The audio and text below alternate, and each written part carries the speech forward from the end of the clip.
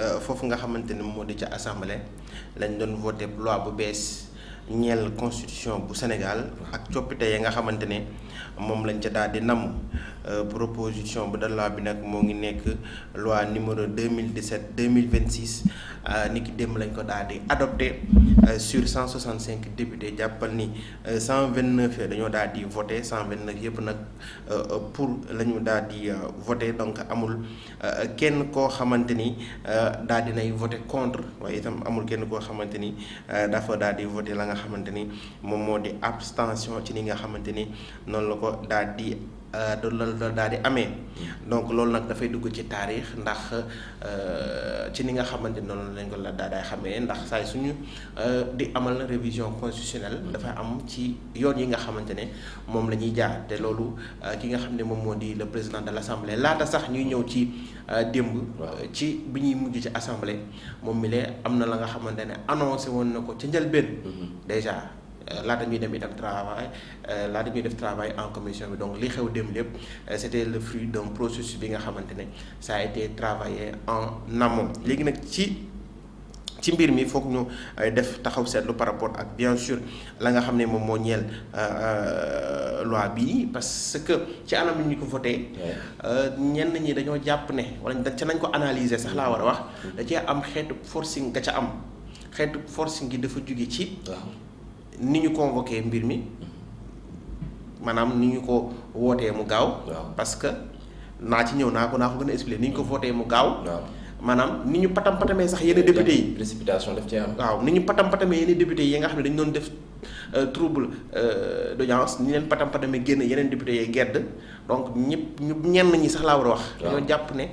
wala ñenn analyse yi dañoo jàpp ne loolu dañ cee ànd ak précipitation donc Ousmane Sonko dafay nekk di wane position de dictateur wala dictature bi nga xamante ne dañoo jàpp ne moom melokaanam la maanaam lépp lu muy dem daal su ca amee loolu dañuy wane xët-xët alors que ñëpp xam nañu assemblée na muy fonctionner l'assemblée a toujours fonctionné ainsi te jàpp naa sax man ci li ñu jot a gis Ousmane Sonko a fait preuve de diplomatie de retenue et de tenue ca na nga xamante ne noonu la ñu jët di amee parce que su fekkee yow am nga possibilité utiliser la force ci koo xam ne day troubler audience bi defoo ko ca njalbeen ba da nga dem ba dernier retranchement ba nga xam ne assemblée ba commencé woon na jaxasoo nga koy soog a def donc foofu jàpp naa ni nit que su sañoon du ñaaw du am ci assemblée ba déjà benn su sañoon itam ña nga xam ne dañoo budde séance ba génn ba day wax naan ñi je vais reprendre les termes nañ ma baal mais il faut que je puisse reprendre termes yi nga xamante ne moom waaw ña nga ca kujje gi ndax nee nañ nit ñi daal dañoo rëy ci biti waaye ci biir amul dara bon dama ko traduire en wolof mais en français lañ ko bind maanaam dañu moo xaala yam nee nañ dañoo rëy ci biti waaye ci biir amul dara laa daneen xott la rek donc noonu la ko président de groupe parlementaire bii di takk walu noonu la ko daal di définir par rapport la nga xam ne moom moo daal di xew maintenant ci biir séance bi man ni ma gisee ñu voté loi bi yàgg naa dem assemblée de lu mu bon lu ma bon mënumaa compter nombre de fois yu ma dem surtout 14e législature bi 15e législature bii nag 2 fois laa ca demagum pour l'instant mais 14e législature bi la ma ca demoon mënuma koo compter te gis naa ni itam par rapport même à taxawaay bi am na coppite tuuti par rapport ak ni nga xam ne noonu la député daan doxee maintenant par rapport au vote dafa am loo xamante ne moom la règlement intérieur bu assemblée sàkku dafa am loo xamante ni itam moom la loi yi sàkku maanaam ginnaaw bi nga xamante ne def nañ wax nañ la nga xam ne moo leen fa tax a indi ki nga xam ne moo di rapporteur bi rapporté na su nekkee am na ñoo xamante ne dañuy def demande pour ñu am loo xamante ne dañ koy wax laata ñuy tàmbale la nga xam ne moom moo di séance bi dañ koy def donc looloo génnee loo Abdou Mbow deseegoo ba tax ñu génnee leen ñeneen ñi gedd léegi ci biir plénière bi ñi waroon jël kàddu wala ñi demandoo jël kàddu yooyu ñëpp dem jël nañ kàddu ñi nga xam ne dañ doon laaj des éclaircissements au ministre laaj nañ ko ñi nga xam ne itam ce sont les promoteurs de la loi parce que fàttali ne fukk ak juróom-ñaari députés yu bokk ci groupe parlementaire Pastef les Patriotes ñoo porté loi bi ñoom itam expliqué nañ lan moo tax ñu porté les lois notamment ki nga xam ne moom mooy le président du groupe parlementaire Mohamed Selim Ayib Daffé ñoom itam joxe nañ la nga xam ne moom mooy yokkulu nekk ci biir texte bi. te itam expliqué nañ li nekk ci biir texte bi waaye itam ci amendement yi parce que suñu fàttali ko ginnaaw bi nga xam ne voté nañ loi dafay am ay amendement yi nga xam ne moom la ñuy proposé ci amendement yooyu nag ñoom dañ caa indi juróom-ñaar yoo xam ne dafa jëmee ci soppi texte initial bi attention. waaw parce que texte initial bi moom la ñu waxtaanee en commission bi ñu ko waxtaanee en commission nag am na yoo xamante ne suñ ca d'accordul dañuy indi ay rectification parce que dañ lu ñu bind la rek. waaw lu ñu bind la proposé ko te li ñu bind proposé noonu moom la ñuy jébbal président. waaw suñ ko jébbalee président pour avis président moom lay daal di jël def ci la nga xamante ne moom moo di ay la mu constaté. waaw jébbalaat leen ko léegi su la ko jébbalaatee nag ñoom dañuy àggale liggéey bi su ñuy àggale liggéey nag ki nga xam ne moom mooy lay loi bi mooy ki nga xam ne moo ñëw teewal fa le président moom le président des fois dañ naan le ministre de l'intérieur la des fois le ministre de la justice la mais ni ki dem le ministre de la justice la woon. moom moo fa teewoon président te moom ba fa teewalee itam président ginnaaw bi nga xamante ne jébbal na yoon nañ ko loi bi ngir mu saytu ko moom itam ànd na ci yenn yi waaye nag ci yeneen yi li tax mu àndu ci daf cee dara di yëkkati ay amendement jébbal leen ko mu toll ci ñeent ci amendement yooyu nag ministre de la justice xamal nañu ne président da caa sàkku ñaar dans la forme et ñaar dans le fond te loolu ba ñu demee ca adoption ba ñuy def amendement yi ñeent amendement yooyu yëpp dañu ko rejeté maanaam assemblée bi àndu ceeg moom waaw. ñeent amendement yi gouvernement bi proposé. ànduñu ceeg moom bokk na ci ñaar dans le forme et ñaar dans le fond te ñaar yi sax ñaar yi nga xam ne moom la nit ñi gën a jàpp mooy bi nga xam ne dafa ñëw ci déclaration de patrimoine bi nga xamante ne ñoo bëggoon mu président dinañ ko proposé parce que ci loi bees bi dañuy ne déclaration de patrimoine déjà amoon na c'était inscrit dans la loi mais président dafa bëggoon ñu uniformiser ko parce que li fi nekk dafay forcer maanaam amul dara loo xamante ne parce que dañ ko accompagner il faut ñu dañ ko accompagner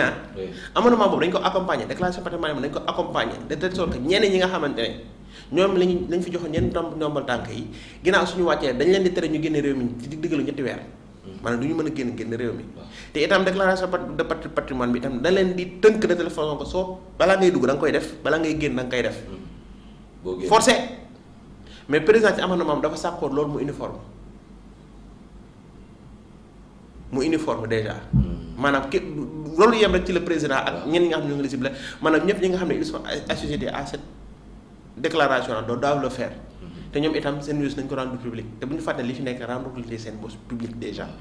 maanaam kon jàppal ni ci am na partie koo xamante ne ci biir loi bi dafa doon renforcer les textes qui sont déjà là renforcer les textes qui sont déjà là amendement au président waaw non amendement ñoom passif la. waaw mais ci loi bi la nekk. waaw mais léegi nag président moom am na loo xam ne da ko caa seppi woon parce que ñëw ne président moom dafa bëggoon déclaration patrimoine ci dugg bi d'accord mais ci génn bi ñu bañ koo daal di defal yaa ngi dégg sax ni ki démb l'honorable di Guy Marius Sagna di ko daal di wax. bokk na ci itam sax la ñu waxoon ci comment il s'appelle article 38 ak 42 bi concernant bien sûr la nga xam ne moom moo di. président bu mën a nekk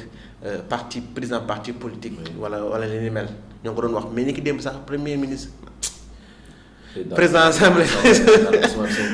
assemblée nationale Ousmane Sonko premier ministre xam naa du gaaw a tàggaloo ko man président assemblée nationale Ousmane Sonko moo ngi leeral ne li tax loolu sax ñu gën a dàq loola. ñu gën a dàq loola maanaam amendement boobu nga xam ne président indi woon na ko lu tax ñu gën koo dàq bokk na ñoom seen promesse la woon maanaam hésité te am li si gën a doy waar moom Ousmane Sonko raconté ne sax démission wu le président Bassirou Diomaye Diakhar Faye daf ko ne dafa jékki-jékki rek moom nee na da koo gis ci réseau yi muy défilé mu woo ko mu ne ko yow li nga def mooy lan te tàggu ceeg kenn maanaam diisu ceeg kenn waxtaanu ci kenn ci parti bi dañoo xëy rek jéggi ne moom démissionné na ñu président assemblée laaj ko mu ne ko mais yow li nga def nii mooy lan mu ne non comme que dañ ko waxoon mu ne ko mais yow jiite woo parti bi man maa jiite parti bi te yow sa poste en tant que secrétaire général du moom la ñu diggaale ma ne ma woy je vais être au-dessus de la ma ne wax kon nangool nañ la ko mais moo ngi doon wax naan amul dara loo xam ne tere woon na ko mu nekk président de la république nekk secrétaire général du parti parce que Pastef les patriotes par rapport aux autres partis du secrétaire général bi mooy doxal parti bi attention c'est le président parce que am na parti yoo xamante ne amuñu président mais secrétaire général la ñu am comme PS et autres mais Pastef dafa am président am secrétaire général am premier vice-président am deuxième vice-président et cetera donc c'est un parti bien structuré donc ci tâche yeeg politique bi président moo koy mën donc c'est pas le secrétaire général donc secrétaire général jiitewul parti bi donc Ousmane Sonko rappelé na président que ne yow jiitewoo parti bi man maa jiite parti bi donc yow aajowul démissionner te alors que ci texte yi ñoom dañoo waxoon ne mënoo jiite donc le secrétaire général dans ce cas ne dirige pas le parti donc loolu leeroon na donc il avait la possibilité de continuer d'être SG du parti PASTEF donc moom ba mu démissionné ci la ñuy indiwaat réforme nommé Ayib Daffé ca ginnaaw ko tam ñu defaat yeneen nomination yeneen kii nii defaraat carrément la nga xam ne moom moo di structuration parti bi donc foofu rek leeral na te président assemblée nationale leeral na la position du premier ministre et du président à l'époque je dis bien dit à l'époque maintenant nag Ousmane Sonko nee na entre temps 2 ans lan moo fi changé ba la ñu diggee woon mu bëgg caa dellu ginnaaw foofu itam dañoo jàpp ne le président de l'assemblée a dicté sa loi quelle loi bi nga xamante ne mooy ñoom la nekkoon ci seenu programme de campagne. waaw lépp la nga xam ne nekkoon na seen programme de campagne mën naa wax la ca bari la ñuy jël dëxañ ko ci texte bi te moonte de lañ dëxañ ci texte boobu noonu moo defoon objet d'un dialogue te loolu la président tamit proposé moo tax it forcing man bi ñu ciy wax man gëwuma ko parce que su fekkee loo xam ne waxtaanee nañ ko ci njëlbeen ba ñu ñi d'accordoon ci président jël ko dëgal ko ci avant propos. avant propos boobu noonu assemblée ki nga xam ne moom moo di laata ñu ko yóbbu assemblée. wala laata sax ñu koy yóbbu conseil des ministres parce que su nekkoon proposition président ñu koy yóbbu conseil des ministres laata loolu lépp di am ci la ko groupe parlementaire Pastef les Patriotes këf na ma ko këfee itam ñoom ñu def ko proposition bu am solo déjà corrigé donc ci deuxième bi naa ci gën a ñëw déjà corrigé par le conseil constitutionnel donc mën na ne texte initial amul dara loo xam ne mën na ko souffrir en matière de non conformité parce que c'est déjà conforme déjà corrigé par le conseil constitutionnel mais dafa am ci yoo xamante ne dañuy laaj ne warees naa mën améliorer texte yi warees na caa mën xool lan lañ cay yokk wala loo xamante ne daal moo war nañ ko jaa mën a wàññi ndax un texte n'est jamais parfait au fur du temps mën nañ ko daal di soppi donc à mon humble avis man gisuma quand même une quelconque dictat boo xamante ne man dictat bi may gis man mooy la force politique bi nga xam ne moom la Ousmane Sonko àndal ba tax proposition bi dama ko defee wala groupe parlementaire nañ ko defee noonu nañ ko xalaatee woon noonu lañ ko yóbbee sous la présidence de Ousmane Sonko député yi voté ko pour man dictat fi muy am dictat politique la mais du dictat koo xamante ne da nga user de la force wala da nga user de quoi que ce soit pour que waaw voilà pour que parce que tamit quoi qu'on puisse dire yow xalaat bi nga xam ne moom nga am moom la député yi am moom la seen parti am moom ngeen doxal donc la dictature c'est la dictature de la pensée et de la cohérence politique par rapport ak la nga xam ne moom lañ diggee suñu waxantee dëgg rek lañ diggee moo taxit ci biir kàddoom Ousmane Sonko rappelé na président ne ko war a wàcc sa ànd te li ci gën a mën may tegalal la kàddu yi wax na président ne bul wàcc sa ànd bul wàcc sa ànd loolu la ko wax ndax dafa ne diggante ñaari at ñi gisuma la fi soppeeku koo xamante ni war naa mën a tax nga mën a kii nga mën a changer. nga nuyul ñu suñu rakk suñu xarit président Bassirou Diomaye Faye lii defuñu ko contre moom defuñu ko contre kenn teyit li ma koy ñaan mooy politique ak nguur jarul yenn yi parce que histoire day nettali moo fi waxoon lii ñëw génn ci lii te jaar fële na fexe ba dëppoog ay engagement am te engagement mooy engagement parti bii di Pastef loolu tax sénégalais yi wóoluñu man la sénégalais yi miinoon man la sénégalais yi xamoon miin ma donte xam nañu benn ci suñu gaay yi kon bi ma demee ba tële fii la ñu doog a gis ni balaa candidat mën a jàll soxla woon nañ ne moom mooy diw kon engagement yi te diw mooy Pastef kon engagement yi ñu jëloon ak askan wi na ci ngoy waaw engagement yi ñu jëloon ak askan wi na ci ngoy donc loolu lan lay wane cohérence goo xamante ne démb maa ngi lay def un rappel historique de 2019 maanaam ce sont des engagements qui ont été pris depuis longtemps du ay engagements yu bees des engagements yu bees yu ñu jël yu yàgg la bañ nekkee au pouvoir itam waxtaan nañ ci. encore une fois waxtaan nañ ci bañ ca waxtaanee nag la nga xam ne moom lañ déggoo encore une fois moom la président jël foofu la ko président assemblée delloo mu ne ko ñu ngoy ca la ñu waxtaanee woon texte yi la ñu waxtaanee woon. mais démb la nga xamante ni indi nañ ko ci kanamu table kii di ministre de la justice mi nga xam ne moom moo fa représenté gouvernement bi également représenté le président de la république. yaa ngi koy wax léegi. am na ñeenti poñ yoo xamante ni moom mën naa ni indi na ci ay réformes maanaam def na ci ay amendement tey ci ñeenti poñ yooyu noonu est-ce que mën nga ñu cee diggalaatal. ci ñeenti poñ yi damay dem leen di jébbal kàddu ki nga xam ne moom moo di le ministre de la justice moom mi nga xam ne moom la président yónni ngir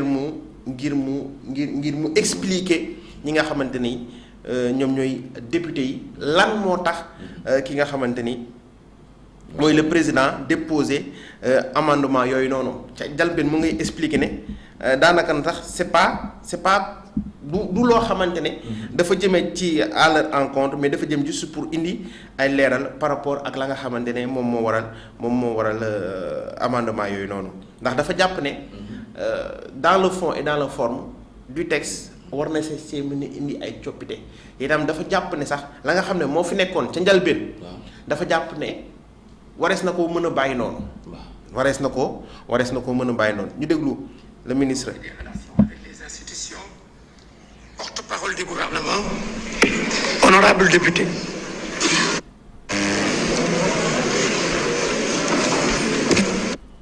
Cela fait 2026, du 13 mai 2026. Des parlementaires ont repris ce texte, y compris l'élection du Conseil constitutionnel et annoncé la présente proposition.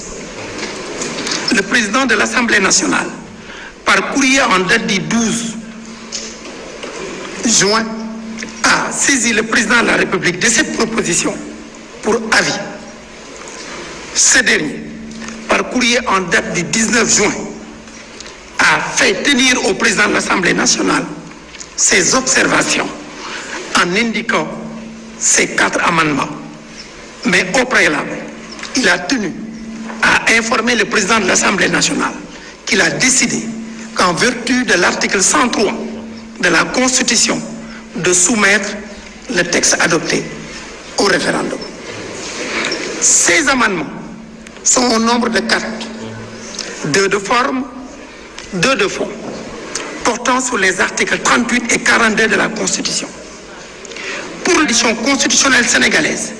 constante depuis 1960, qui n'a jamais interdit formellement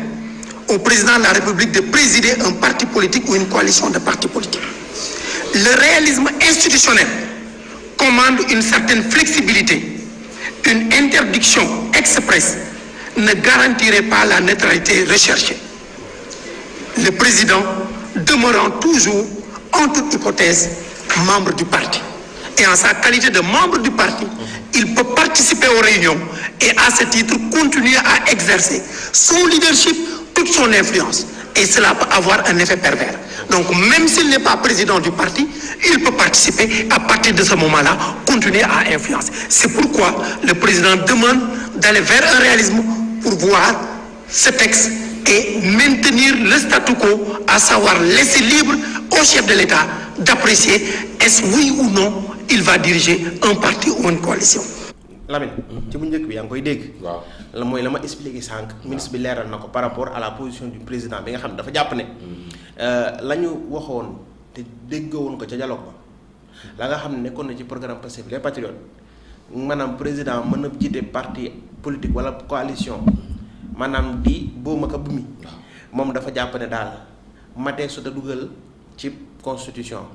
maanaam waruñu ko interdire explicitement mën nañ ko bàyyi moom ci gël guyam comme moom ni mu ko defee moom en tant que secrétaire général du parti ni mu ko defee mu démissionné mu am déet te moom sax jiitewul woon donc il n'avait même pas besoin de démissionner selon ne ko Ousmane Sonko daal di waxee moom président dafa jàpp ne daal war nañ bàyyi président moom ca gël guyam kon loolu mooy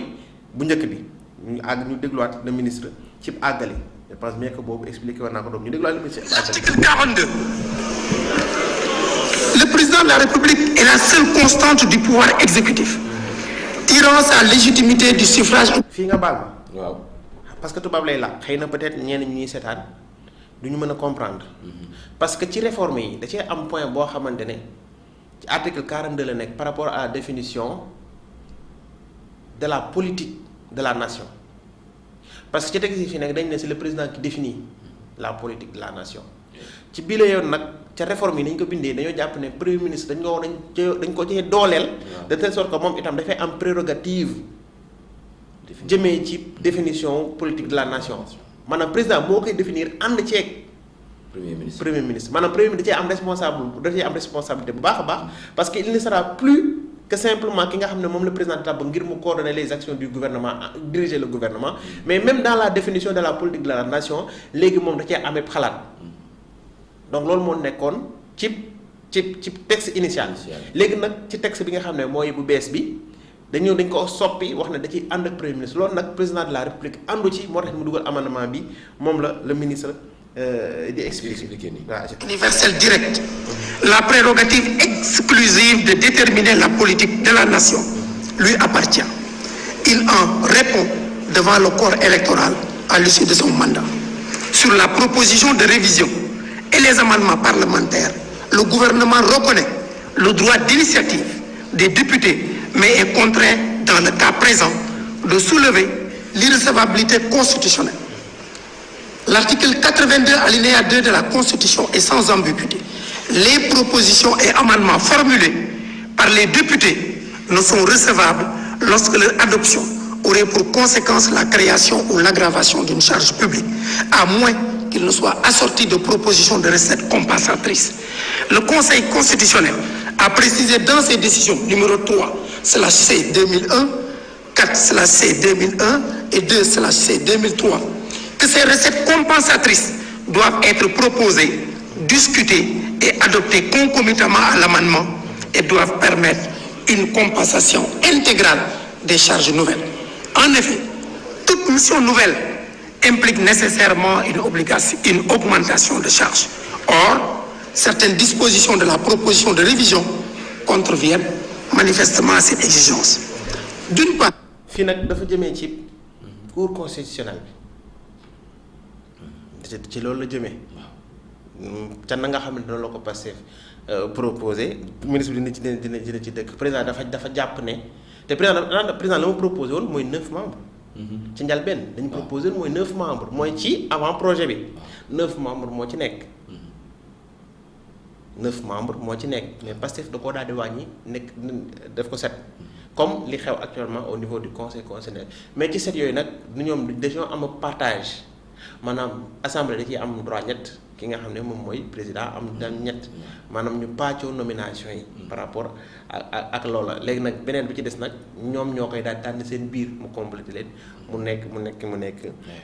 ka nga xam ne moo leen di wuutu loolu nag ministre bi na ko gën a expliquer ci kàddu yi nga xam ne voilà moom la yëkkati. Les articles 29 et 30 de la proposition instituent un nouvel organe unique de gestion des élections qui n'est autre que la CENI, dont la création emporte des dépenses d'installation, de fonctionnement. Plus vous mémorisez votre discours, plus vous ruinez votre présentation.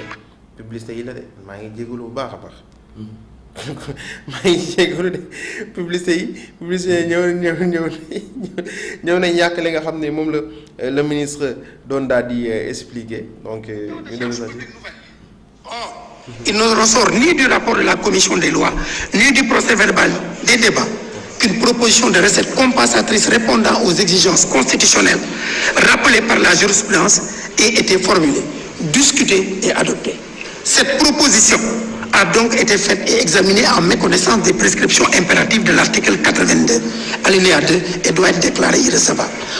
L'articulation nécessaire entre une réforme constitutionnelle et un engagement international qui lie. De telles réformes requièrent une concertation franche, désintéressée entre l'exécutif. C'est pourquoi, au nom du gouvernement et sur le fondement de l'article 82 alinéa 4 de la Constitution et 87 alinéa 2 du règlement intérieur, je demande formellement pour la présente révision qu'il soit procédé à un vote unique sur le texte en discussion en ne retenant que les amendements proposés ou acceptés par le gouvernement. Je rappelle que ce mécanisme du vote bloqué est un instrument de rationalisation du parlementarisme expressément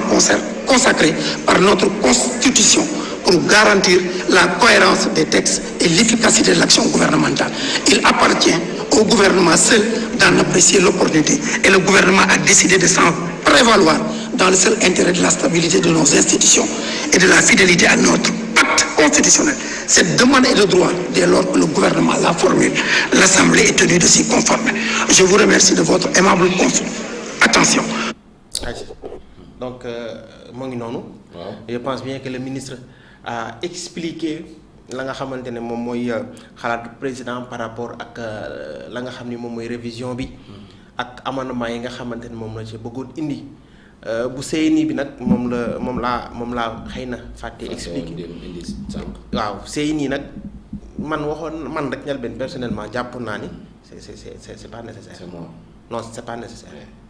c'est pas nécessaire seet nag waxtaanee woon nañu ko ba ñu d'accord ci ñëpp waxtaan nañ ci ba d'accord ci waxtaan nañ ba d'accord ci ca dialogue baak tout ça parce que dañoo jàpp ne il nous faut quand même une commission électorale indépendante boo xamante ne moom moo fi ñëw ngir gérer les élections alors que actuellement on a déjà le ministère de l'intérieur qui le fait et qui s'en charge personnellement et qui le fait bien parce que jusqu'à présent amuñu élection boo xamante ne def nañ ko ñu jàpp ne résultat yi dañ ko sàcc wala dañ ko dëpp amul benn yoon amul ay contestation li ni mel amul benn élection boo xam ne def nañ ko au niveau national koo xam ne dañoo jàpp ne dañoo dëpp kees ak dañoo nii donc on pense bien que côté boobu noonu le ministère de l'intérieur le gère bien te président tamit xalaat boobu la am mu jàpp ne commission nationale commission d'élection nationale indépendante boobu ñu bëgg a teg nag jàpp ne jamono ji nag nekkut loo xamante ne lu mat a def la te moonte de moom moo ko man jaaxal ñoom ñoo ko waxtaanee woon ba nangu ko. ba d'accord ci. te dafa jàpp ne itam loolu la muy jur ci koppar dafay bëri parce que Sénat moo fi nekk maanaam dañuy tas Sénat indi CNI te en plus CNI dafay indépendant maanaam dafay am budget de fonctionnement am léppam à part la nga xam ne ministère de l'intérieur da ko daan def dañ koy jëlee ci ministère de l'intérieur jox ko CNI ca naka noonu la jàpp ne ci jamono ji ñu toll nag loolu matee su ta mën a def ndax jusqu'à présent gisaguñ la nga xam ne moom moo soxal ñu mën a fii teg CNI donc bokk na ci entre autres arguments yoo xamante ne fa la président taxawee ci kàddu gi nga xamante mooy le ministre de la justice entre autres loolu looy amendement yi nga xam ne moom la président proposé waaye nag ni ki démb dañoo daal di dàq yëpp ok ci loolu laa bëggoon nga leeral ko mooy 4 amendements yi nga xamante ne le président à travers le ministre de la justice jébbal na ko waa assemblée nationale muy député yi 4 amendements yëpp muy 2 dans le fond et 2 dans la forme yëpp waa député yi nga xam ne ñoo nekk ci assemblée nationale di waa Pastef dañ koo rejeté. dañ ko rejeté te loolu nag mooy nar a dugg ci deuxième phase bi moo nar a dugg ci combat bi parce que foo jaar moo am combat parce que ni ngi dem le président de l'assemblée a encore insisté bras de fer. Bon je ne pense pas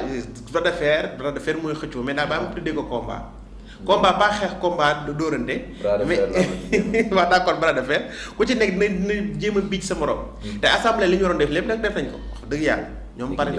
pare nañ assemblée pare na. waaw seen jaan wàcc na. ñoom assemblée seen jaan wàcc na. ci seen jaan ni ki seen jaan wàccee mooy ni ki démb le président de l'assemblée Ousmane Sonko moo jot a xam ne ci vote bii nga xam ne jot nañ ko par rapport à une révision constitutionnelle bokkut ak loi organique. loi organique moo lay wax naan ginnaaw vote bi da nga koy jox. avant vote da nga koy jox président mu saytu ko ginnaaw bañ ko voté nga joxaat ko président pour mu promulguer ko mais bii nag bokkul ginnaaw soo ko joxee président ngir mu set ko mu jox la mu delloo la ko yow soo ko voté da nga koy delluwaat te soo ko delluwaatee moom mën na jël delluwaat la ko pour vote par rapport à l'approbation te léegi démb itam jurisprudence bu moom Ousmane Sonko wax na ko bu 2006 ak bu 2024 dafay daal di ñëw bu 2006 lan moo xew maanaam dañoo defoon révision constitutionnelle ngir soppi constitution bi ca vote ba nag comme que ña nga xam ne ñoom ñooy waa PDS ñoo fa nekkoon majoritaire dañoo voté en 3/5 assemblée ba ñu adopté la nga xamante ni moom moo di loi ba waaye itam daal di koy approuvé parce que ginnaaw vote bi nag ci la ñuy jox président pour mu approuvé président mën na ko delloo assemblée pour ñu votewaat ko foofu noonu approbation ba les 3/5 ñoo koy daal di def léegi nag ni ki dem comme na mu xewoon en 2006 comme que ñoom ñoo fay majorité ñoo fa ëppal député suñ bañ ginnaaw ba nga xam ne ñoom voté nañ approbation bi nañ dafa daal di jàllale ndax les 3/5 des députés ont voté pour donc les députés ont adopté et ont approbé la loi donc jaratul président di ko indiwaat foofu noonu pour approbation président lu mu mën mooy promulguer loi bi de facto te niki démb loolu la ko président de l' assemblée nationale Ousmane Sonko daal di xamalaat ne ko jarul président di ñëwaat fii assemblée ndax les 3/5 des députés sont déjà d' accord pour l' approbation de cette loi. Donc président lu mu mën mooy promulguer ko moo tax Ousmane Sonko moom ko naan pour dama koy promulguer. mais fan la blocage bi di amee ak fan lay amee mooy. foofu laa bëgg ñu dégg ci deuxième partie bi xam nga yaa ngi anticiper. ak sa ñëwaat.